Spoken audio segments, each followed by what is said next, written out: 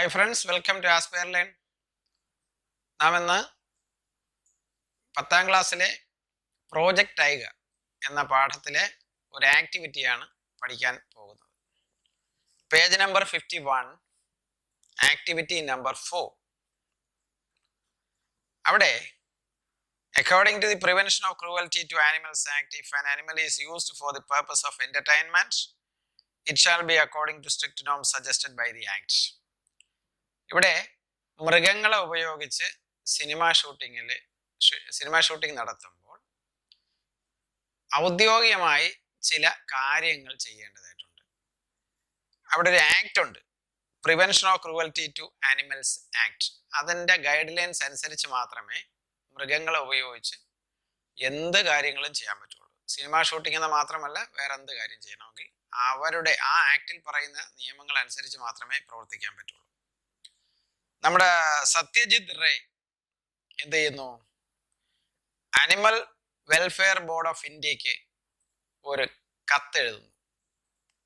എന്തിനാ? കാര്യം എന്താണ്? Informing him the details of the shoot and ensuring him that the rules will be strictly adhered to, draft the likely letter. അപ്പൊ അദ്ദേഹം ഒരു cinema ചെയ്യുന്നു. സിനിമയില്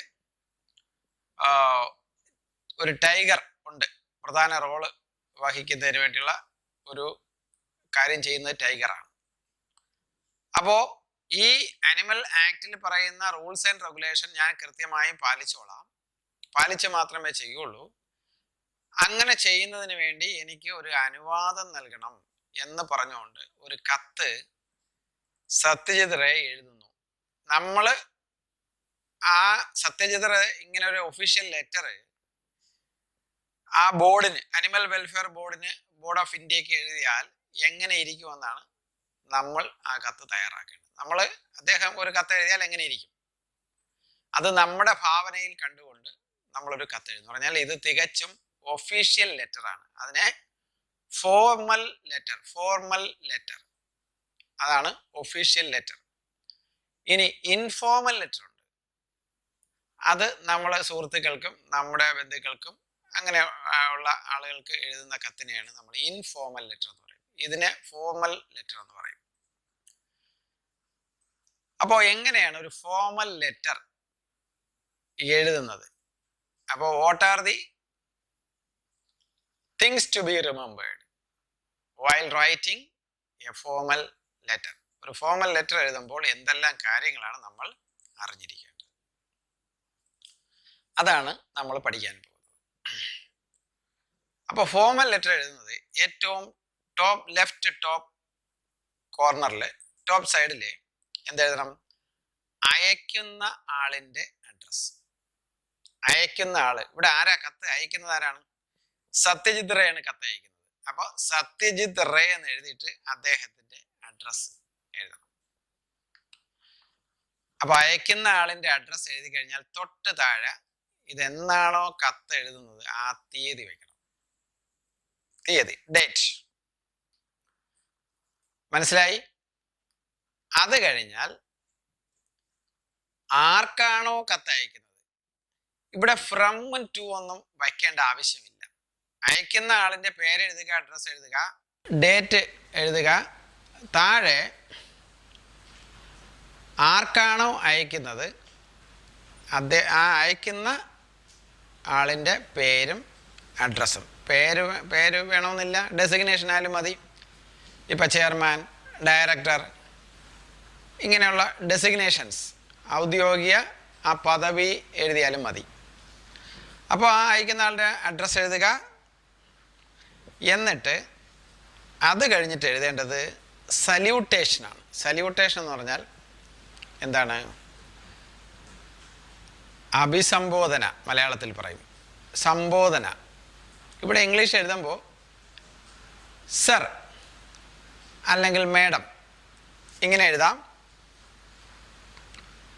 റെസ്പെക്റ്റഡ് സർ അങ്ങനെ എഴുതാം. നമുക്ക് സർ എന്ന് എഴുതിയാലും മതി. സർ എന്ന് എഴുതിയിട്ട് ഒരു കോമ ഇടുക. അത് കഴിഞ്ഞിട്ട് ഒഫീഷ്യൽ ലെറ്ററിന് പ്രത്യേകം മനസ്സിലാക്കേണ്ടത് സബ്ജക്റ്റ് എന്നൊരു വിഷയമുണ്ട്.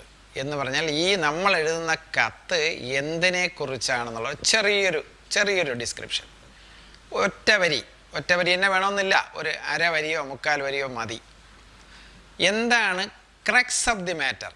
നമ്മൾ എഴുതാൻ ഉദ്ദേശിക്കുന്ന കത്തിൻ്റെ കാതലായ ഒരു അംശം അതവിടെ സൂക്ഷിക്കുക, അതവിടെ എഴുതുക എന്നുള്ളതാണ്.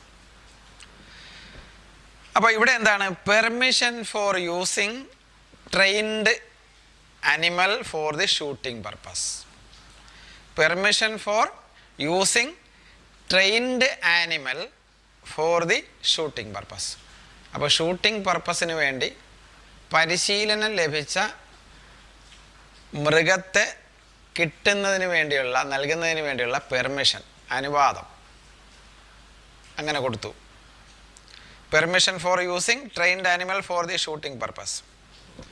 അപ്പോൾ അയക്കുന്ന ആളിൻ്റെ അഡ്രസ്സായി, താഴെ ഡേറ്റായി, നമ്മൾ ആർക്കാണോ കത്ത് അയക്കുന്നത് അദ്ദേഹത്തിൻ്റെ അഡ്രസ്സ്, അത് കഴിഞ്ഞാൽ ഉടനെ സല്യൂട്ടേഷൻ എന്ന് പറഞ്ഞാൽ സർ, അതിന് താഴെയായിട്ട് സബ്ജക്റ്റ്.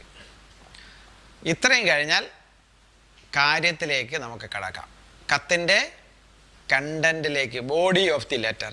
എന്താണോ നമ്മൾ പറയാൻ ഉദ്ദേശിക്കുന്ന കാര്യം ഒരു പാരഗ്രാഫായിട്ട് തുടങ്ങണം. ഒരു വരിയുടെ എക്സ്ട്രീം ലെഫ്റ്റിൽ നല്ല ഒരല്പം വിട്ടിട്ട് അവിടെ നിന്ന് എഴുതി തുടങ്ങണം. അപ്പോൾ നമുക്ക് അങ്ങനെ ഒരു കത്ത് ഇവിടെ നമുക്ക് പരിശോധിക്കാം. ശ്രദ്ധിച്ചിരിക്കുക. അപ്പോൾ സത്യജിത്ര എഴുതി തുടങ്ങിയാണ്. We have planned to shoot a film Goopy Gyne Bagha Gyne Bagha Byne. Goopy Gyne Bagha ബൈനെ.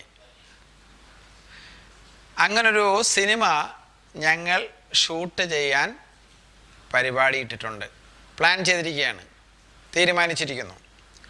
V have plan to shoot a film Goopy Gyne Bagha ബൈനെ.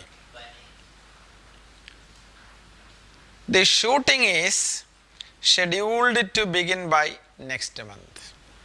അടുത്ത മാസത്തോടുകൂടി ഷൂട്ടിംഗ് തുടങ്ങും എന്നാണ്. The shooting is scheduled to begin എന്ന് പറഞ്ഞാൽ നിശ്ചയിച്ചിരിക്കുന്നു, തീരുമാനിച്ചിരിക്കുന്നു, അങ്ങനെ ചാർട്ട് ഔട്ട് ചെയ്തിരിക്കുകയാണ്.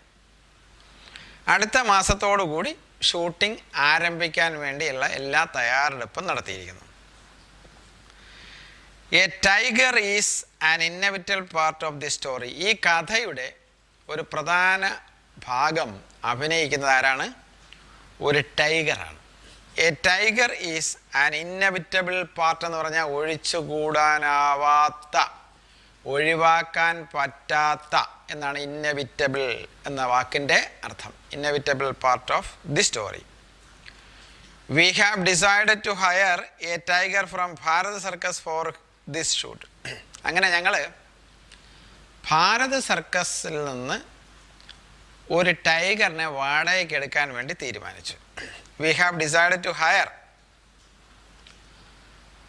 A tiger from Bharat circus for this shoot. ഞങ്ങൾ ഭാരത് സർക്കസുമായിട്ട് സംസാരിച്ചു. അപ്പോൾ അവിടെ നിന്ന് ഒരു ടൈഗറിനെ വാടകയ്ക്ക് എടുക്കാൻ വേണ്ടി തീരുമാനിച്ചിരിക്കുന്നു.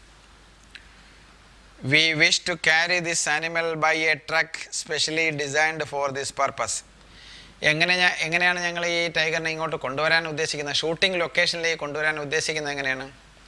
ഒരു ട്രക്കിൽ കയറ്റി അവിടെ നിന്ന് ട്രക്ക് ഓടിച്ച് ഞങ്ങളുടെ ലൊക്കേഷനിലേക്ക് ഈ ടൈഗറിനെ എത്തിക്കാനാണ് ഞങ്ങൾ തീരുമാനിച്ചിരിക്കുന്നത്.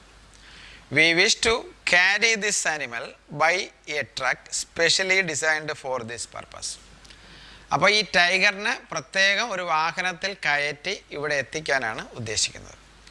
We assure you that we should follow all the conditions of the Prevention of Cruelty to Animals Act. കണ്ടോ, അവിടെ ഒരു അഷുറൻസ് കൊടുക്കുകയാണ്, ഉറപ്പ് കൊടുക്കുകയാണ്. ഞങ്ങൾ എന്ത് ചെയ്തോളാം? ഈ ആക്റ്റിൽ, the prevention of cruelty to animals ആക്റ്റിൽ പറഞ്ഞിരിക്കുന്ന നിബന്ധനകൾ കൃത്യമായും ഞങ്ങൾ പാലിച്ചോളാം എന്നാണ്. We assure you that we should follow all the conditions of the Prevention of Cruelty to Animals Act. അപ്പോൾ ആ കാര്യങ്ങളെല്ലാം പറഞ്ഞ് ഇനി അടുത്തൊരു ചെറിയൊരു പാരഗ്രാഫായിട്ട് അവസാനത്തെ ഒരു സെൻറ്റൻസ് തയ്യാറാക്കണം. അതുകൊണ്ട് ഈ സാഹചര്യത്തിൽ എന്താണ് നമുക്ക് വേണ്ടത്, അതാണ് അടുത്ത സെൻറ്റൻസിൽ പറയാൻ പോകുന്നത്. I am looking forward to getting your response. അങ്ങയുടെ പ്രതികരണം ഞങ്ങൾ പ്രതീക്ഷിക്കുന്നു. I am looking forward to getting your response. എന്താ ആവശ്യം? I request you to give me permission to shoot with this animal.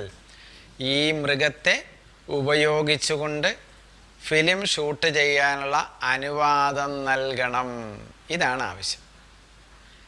I request you to give me permission to shoot with this animal.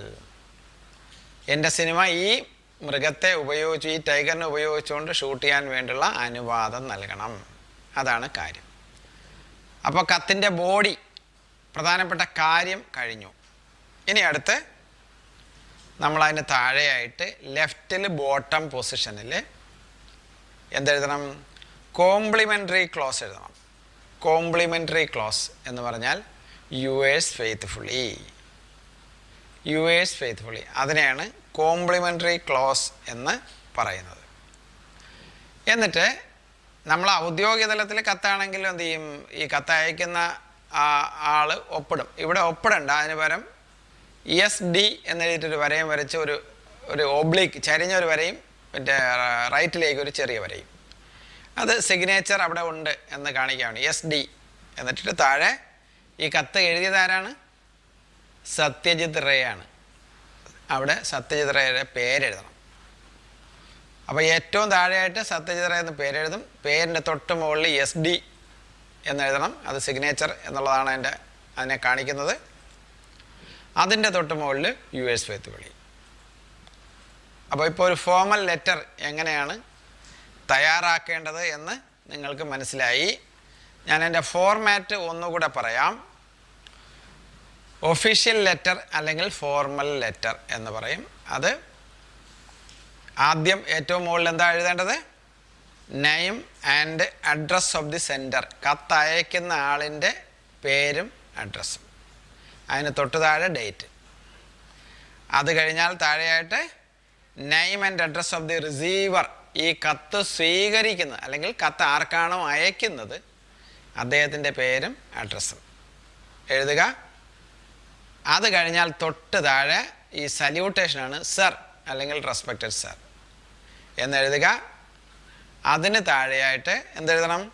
Subject എഴുതണം. എന്താണ് subject എന്ന് ചെറുതായിട്ടൊന്ന് ഒരു വരിയിൽ ഒന്ന് സൂചിപ്പിക്കുക. അതിന് താഴെയാണ് ബോഡി ഓഫ് ദി ലെറ്റർ വരുന്നത്. അവിടെ ഒരു ചെറിയൊരു ഇൻട്രഡക്ഷൻ, സബ്ജക്റ്റിൻ്റെ ഡീറ്റെയിൽസ്, ഒരു കൺക്ലൂഷൻ. ഇത്രയാണ് ആ ബോഡി ഓഫ് ദി ലെറ്ററിൽ ഉണ്ടാകേണ്ടത്.